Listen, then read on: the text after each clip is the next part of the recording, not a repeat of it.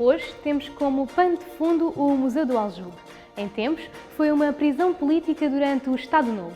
Hoje é uma homenagem à resistência em nome da liberdade e da democracia. E é neste espaço que são promovidas a educação cívica e a construção de uma cidadania responsável.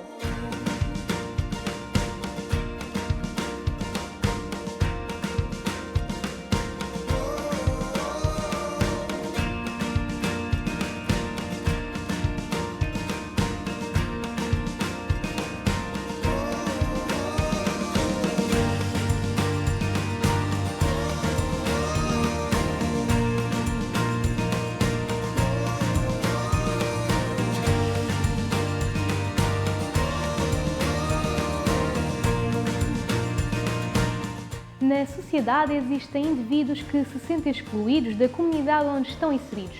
Mas o que tem sido feito para combater a exclusão social? Com o Repórter E2 fica a conhecer melhor o conceito de intervenção social. A intervenção social é a promoção de iniciativas que respondem às necessidades das populações carenciadas. Esta é a primeira ideia que passa pela cabeça quando se pensa no conceito. Mas não é bem assim. A verdade é que inclui todas as pessoas que necessitam. Aquilo que deve ser a intervenção social é mostrar aos próprios que, de facto, todos nós temos competências e temos competências para alguma coisa. É exatamente a falta dessa consciência das competências próprias, muitas vezes associada a uma autoimagem que é muito negativa, que impede as pessoas e que mantém as pessoas justamente nessa situação de exclusão, ou, se nós quisermos, na situação de estar na margem da sociedade. A intervenção social tem vindo a evoluir ao longo dos anos. Antes, as ajudas prestadas não resolviam todos os problemas.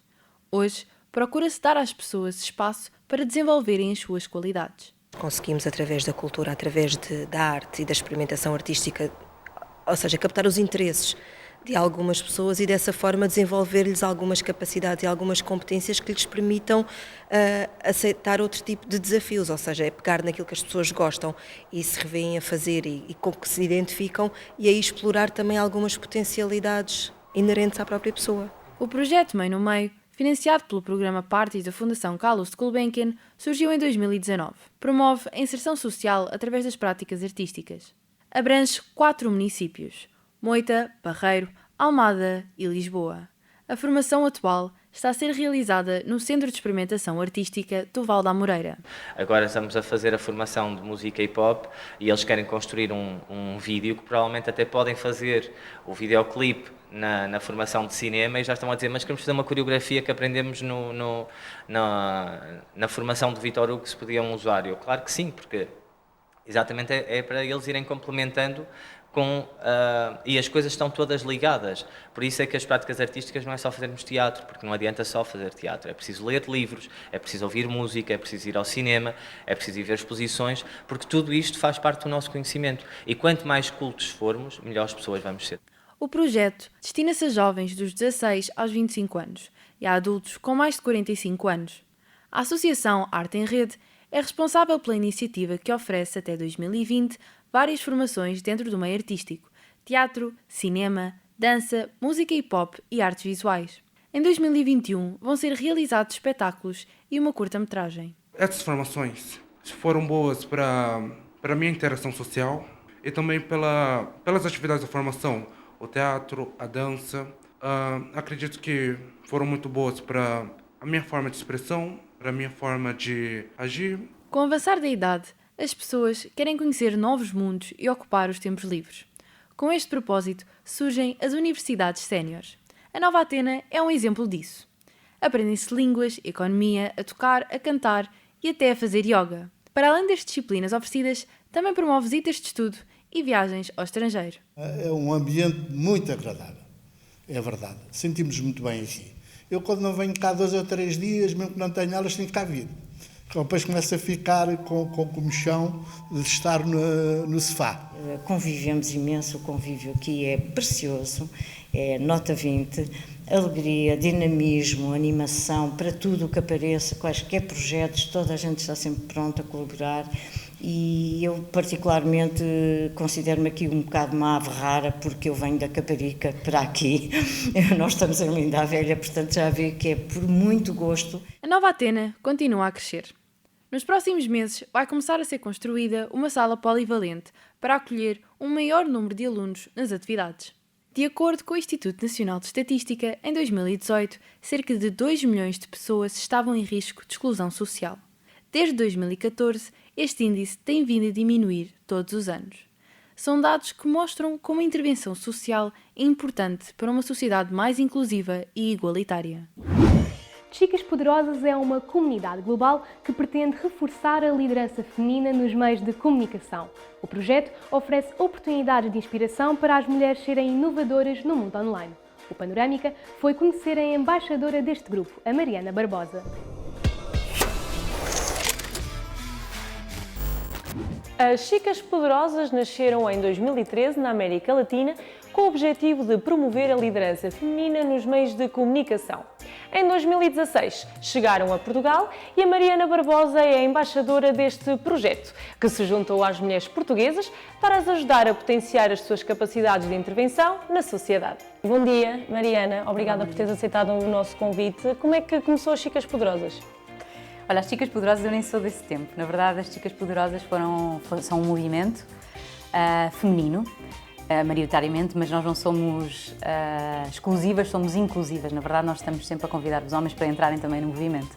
E o nome vem de um homem, um amigo da Mariana Santos, a fundadora das Chicas, designer, que estava na Costa Rica, ganhou uma bolsa, ela estava no Guardian antes disso, e ganhou uma bolsa para ir para a América Latina. Foi para a Costa Rica, para um jornal chamado La Nación, onde arranjou uma mentora, a Giannina, que era uma jornalista muito conhecida, que já tinha tirado 2 presidentes da Costa Rica do poder, e ela foi trabalhar com ela diretamente. E na altura ela percebeu que na América Latina havia uma enorme oportunidade de nós capacitarmos mulheres dentro das redações que não tinham voz, nem tinham o poder para decidir qualquer coisa. Em vários encontros com várias pessoas, conheceu o Miguel Paz, um empreendedor e jornalista no Chile, e foi ele que lhe deu o nome. Portanto, as Chicas Poderosas nascem desta vontade da Mariana Santos e de um nome proposto por um homem. Espetacular essa junção. E quem é que são estas Chicas Poderosas? As Chicas Poderosas são um movimento e, portanto, qualquer pessoa pode fazer parte do movimento e pode ser uma Chica Poderosa. Na verdade, as Chicas Poderosas têm muitas definições. Nós somos quase todas jornalistas, mas também designers, programadoras, gente ligada à criatividade, à publicidade, à comunicação. E são jornalistas que têm vontade de mudar o seu mundo, de mudar as suas redações. E que, portanto, algumas vezes não se sentem capacitadas para isso, outras vezes já têm as ferramentas e só precisam de alguém que lhes diga: sim, tu és capaz, tu consegues. E, portanto, são mulheres, maioritariamente, em 16 países neste momento, maioritariamente da América Latina. Nós estamos em países como a Argentina, como o Brasil, como o Chile, como a Bolívia, como a Venezuela, como o Peru, também nos Estados Unidos e agora na Europa, em Portugal e em Espanha. Bom, então qual é o objetivo das Chicas Poderosas? O nosso último objetivo é fazer com que as redações tenham pelo menos 50% da liderança feminina. A verdade é que nós acreditamos e sabemos, neste momento, das 25 grandes, maiores redações do mundo, só uma é liderada por uma mulher. Todas as outras, as 24, são lideradas por homens. E nós achamos que nesta história de que 24 das 25 redações são lideradas por homens, há muita história que fica por contar. Resumidamente, metade da história.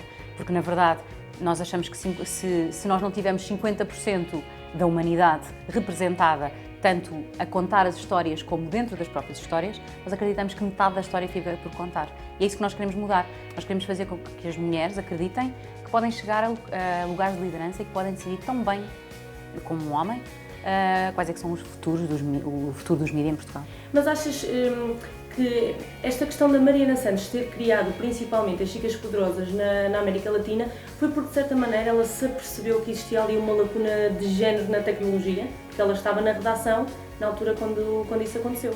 Sim, eu acho que a Mariana, quando foi para a América Latina, ela já ia com a ideia de criar alguma coisa, de ser empreendedora no sentido de mudar alguma coisa no mundo.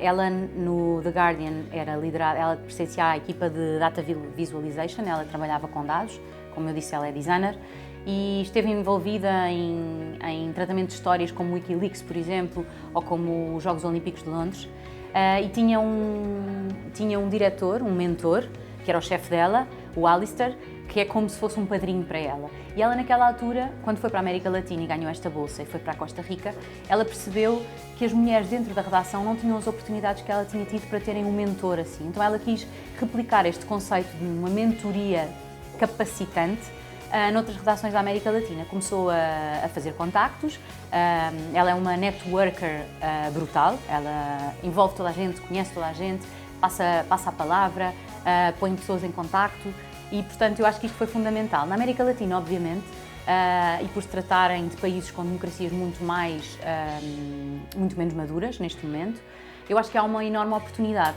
E também porque as economias e politicamente estes países estão pujantes, estão cheios de energia e, portanto, as pessoas sentem que há muitos movimentos, por exemplo, o Ni Una Menos na Argentina, contra femicídios, por exemplo, ou outros movimentos. Acho que estão a capacitar as pessoas para o papel que elas têm realmente na sociedade. Trata-se de movimentos de cidadania brutais e que eu acho que transformam e ajudam as pessoas a acreditar que elas são capazes de mudar alguma coisa na estrutura. E no jornalismo isso acontece muito, porque na verdade nós somos amplificadores de mensagens, não é? E tudo aquilo o poder que nós temos é esse, é de dar voz a quem não tem voz. E portanto eu acho que a partir do momento em que os jornalistas se capacitam de que esse é um dos seus papéis na sociedade, as mulheres têm um papel brutal nesse processo. Mas achas, na prática, como é que essa lacuna se resolve? Foi difícil, por exemplo, implementar as chicas cá em Portugal? Foi muito difícil. E tem sido muito difícil, nós ainda estamos nesse processo. O projeto, só para te contar um bocadinho de como é que isto aconteceu, eu mudei-me para Buenos Aires em 2013 e conheci a Mariana na capital argentina, porque a Mariana estava a fazer as primeiras apresentações públicas das Chicas Poderosas e eu vi que ela era portuguesa e quis fazer contacto com ela. Eu estava lá durante um ano, não tinha muitos amigos, porque quando tu mudas para um país estrangeiro é difícil tu fazeres contactos e, enfim, as estruturas já estão montadas, tu deves saber, não é? É complicado. E eu convidei a Mariana para jantar e fomos jantar. E eu percebi o que é que este movimento queria dizer e percebi que era realmente necessário em Portugal. E quando eu voltei para Lisboa, voltei ao meu trabalho e disse à Mariana que tínhamos de trazer o movimento para cá, porque, em primeiro lugar, eu considero que o jornalismo em Portugal é uma classe muito segmentada. As pessoas não se apoiam mutuamente, as pessoas são as primeiras a atacar os colegas da própria profissão. E as chicas geram esta empatia e estes movimentos nós acreditamos que we rise by lifting others, ou seja, nós subimos, nós crescemos através dos outros, através de ajudarmos os outros, não é? E, portanto, eu acho que isso é muito necessário em Portugal. Tem sido muito difícil porque, ponto número 1, as pessoas não se envolvem nas organizações, ponto número 2, as pessoas dizem que vão e depois não vão, e ponto número 3, as pessoas queixam-se muito e não fazem nada para mudar. E, portanto, o que eu via que era uma coisa estrutural e natural na América Latina, onde havia 100 vagas e nós tínhamos 200 pessoas candidatarem-se a essas vagas, e as pessoas vão, e podem faltar ao trabalho, podem ter dias de férias, mas as pessoas têm de ir porque não querem deixar escapar aquela oportunidade. Nós em Portugal ainda não somos assim. E na prática as Chicas Poderosas oferecem mecanismos e ferramentas para que seja dada voz a estas histórias, mas sobretudo no meio digital. Porque o jornalismo digital é o jornalismo do futuro? É o jornalismo do presente, eu acho. Já estamos nessa era do digital, não é? Há anos que falamos nisso. E eu acho que o digital tem um potencial gigante, não só para contar histórias de maneira completamente diferente, como para chegares aos leitores noutra parte do mundo qualquer, não é? Tu já não precisas de um suporte para papel para as pessoas te lerem, para as pessoas lerem as histórias que tu contas. Portanto, isso é um potencial brutal, é uma margem de progressão e de divulgação de histórias que tu nem precisas de trabalhar para um jornal. Tu podes ser jornalista freelancer, estar em qualquer parte do mundo, desde que tenhas internet, e pôr as tuas histórias online e contá-las. E aqui todas as mulheres podem fazer parte das Chicas? Todas as mulheres e todos os homens. Como eu te estava a dizer, é uma rede inclusiva e não exclusiva. Nós temos homens, em Portugal também temos homens, e a verdade é que eu acho que este processo de empoderamento das mulheres e de procurar diversidade e a igualdade, eu acho que só se consegue se nós tivermos os homens como os nossos principais parceiros. E eu acho que os homens também têm a ganhar com isso. Por isso, obviamente, somos abertos a todos. Somos chicas poderosas, mas nós temos muitos chicos poderosos. Muito obrigada, Mariana. Obrigada. E já que falamos em intervenção social, vamos conhecer a Elsa Nogueira. Estudou Relações Públicas e Comunicação Empresarial na ESCS e hoje, para além de frequentar o mestrado em Ciência Política e Relações Internacionais, está a estagiar no GRAL. A defesa dos direitos das mulheres e a adoção de estilos de vida sustentáveis são as suas áreas de interesse.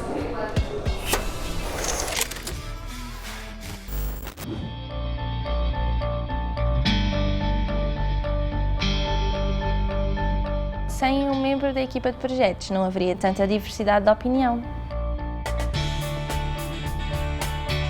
Enquanto membro da equipa de projetos do GRAL, nós fazemos muitas coisas, porque a equipa também não é muito grande, e portanto estou muito ligada aos projetos, lá está, na parte do planeamento, do desenvolvimento e da avaliação, do follow-up de todos os projetos de forma geral, e de uma forma um bocadinho mais particular nos projetos ligados a jovens, e também em todas as funções de comunicação, desde o planeamento estratégico à elaboração de todas as peças de comunicação e por aí. Para planear um evento é sempre importante perceber o que é o evento, claro, e para quem é que nos estamos a dirigir, quem é que queremos envolver nesse evento. Começamos, depois de percebermos, ok, o que é que queremos fazer, começar a divulgação, e aí até os próprios canais mudam, consoante se queremos falar para jovens ou se queremos abordar a sociedade no geral ou um grupo de pessoas em particular. Precisamente porque o GRAL é um movimento internacional de mulheres, tive algumas experiências internacionais. Estive em Moçambique numa formação sobre os Objetivos do Desenvolvimento Sustentável, que aprendi imenso e foi daí que veio o gosto por essa temática. Estive também na ONU, nas Nações Unidas, na Comissão sobre o Estatuto da Mulher, que acontece em Nova Iorque todos os anos. Eu fui o ano passado como representante do GRAL em Portugal, das raparigas portuguesas. Além disso, estive também o mês passado em Bruxelas. Bruxelas é a sede do Lobby Europeu das Mulheres e, portanto, eu estive lá num workshop que reuniu mulheres de toda a Europa para repensar um bocadinho na estratégia de envolvimento de jovens do próprio Lobby Europeu das Mulheres. Eu acho que o que me motiva mesmo e o que dá estaleca, o que dá pedalada para continuar é mesmo o impacto que se acredita que se possa ter, acho eu. É um bocadinho pensar que, ok, o que eu estou a fazer vai ter consequências, vai gerar uma mudança, mesmo que seja uma mudança mínima, mas sei lá, só reunir com jovens, reunir com quem quer que seja que possa ter interesse nas temáticas da igualdade de género, da sustentabilidade, ou que possa não ter e eu possa incutir isso nas pessoas, acho que é mesmo o que me motiva, é saber que se calhar estamos aqui a fazer algumas mudanças que permitam que isto seja um lugar mais justo, mais igualitário, mais sustentável. Eu gostaria muito de continuar a trabalhar numa organização da sociedade civil e preferencialmente continuar a trabalhar as questões da igualdade de género e da sustentabilidade ambiental. Se me imagina fazer algo diferente, acho que sim, porque acho que temos sempre que imaginar-nos noutras circunstâncias, mas estou muito feliz a trabalhar estas questões e aqui. No âmbito da intervenção social, o Cineconchas oferece uma ocupação nas noites de verão. Durante 9 dias e totalmente gratuito, é uma iniciativa que atrai gente de todas as idades. Descobre agora o local deste cinema ao ar livre com a organização do Centro Social da Mosgueira.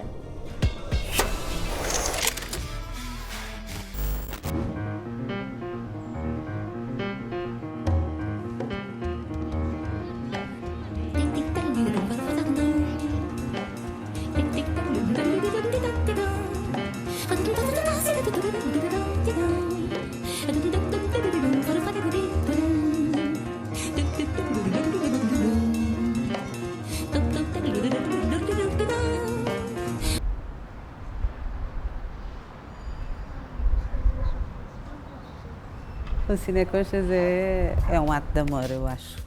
Acho que podemos resumir assim. Isto começou como um projeto local. Nós somos um centro social. O Cineconchas parece que não tem nada a ver connosco, não é? Parece que não é o nosso negócio. E na altura, em 2008, nós estávamos aqui perante uma realidade urbanística e social nova. As pessoas tinham sido realojadas, mas num projeto urbanístico diferente daquilo que é um realojamento social. E tudo isto era um desafio. Eram vizinhos que não se conheciam, era uma realidade nova, era um bairro novo que precisava de ligação.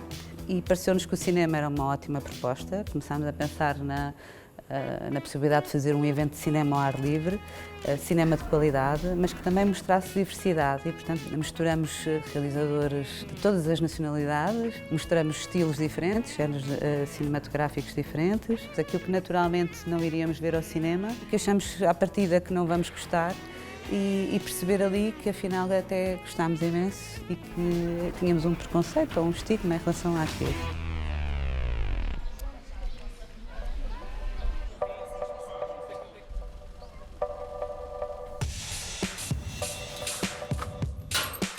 Quinta-feira é dia de montagem, é um dia em que começamos a montar de manhã e às 8 da noite tem que estar tudo pronto, porque às 9h45 a sessão começa e temos público que começa a chegar muito mais cedo do que a hora de início do filme e, portanto, tem que estar tudo testado, tudo montado, é um contrarrelógio, é tentar afinar tudo e estar tudo a postos àquela hora. Já trabalhamos há alguns anos com a Irecine. É bom trabalhar com uma equipa que se conhece, onde as coisas já estão aliadas, mas isto teve um início, não é?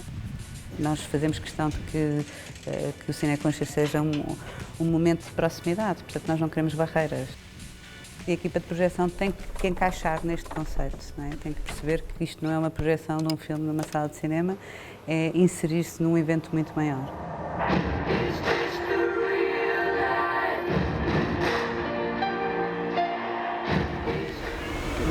Já está a 40 graus desligado.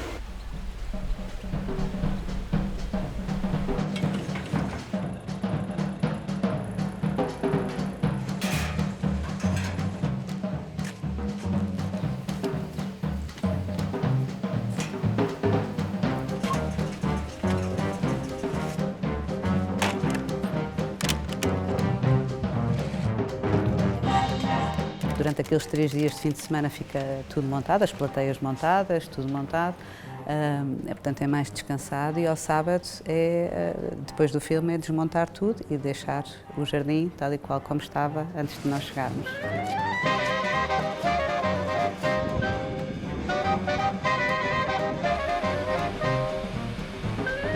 É um projetor com 22.000 cilindros que nos permite, mesmo ao ar livre com alguma luz, passar filmes. São servidores com 3 discos rígidos que trabalham em raio para evitar, se houver alguma avaria no disco, que a sessão possa parar. Portanto, aqui fazemos todo o controle das sessões. Na parte de som, temos um processador. Nós estamos a utilizar um sistema amplificado para ter mais potência. Estamos ao ar livre, onde existem 24.000 pessoas a ver o filme, tem que haver mesmo potência sonora.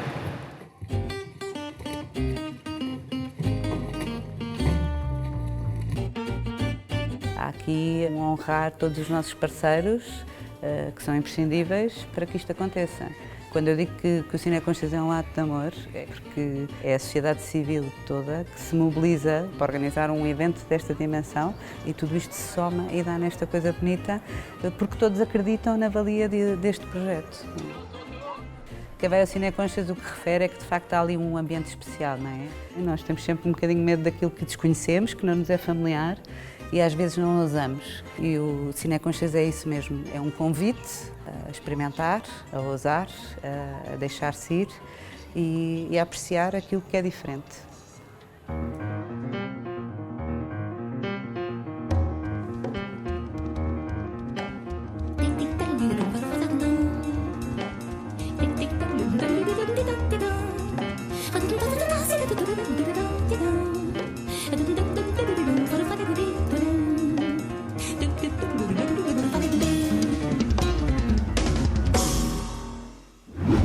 Hoje ficamos por aqui, mas para a semana estamos de volta com um novo episódio. Até lá, não percas os nossos conteúdos exclusivos. Acompanha-nos no Instagram e no Facebook em E2.esques e no YouTube em E2esques. Até para a semana!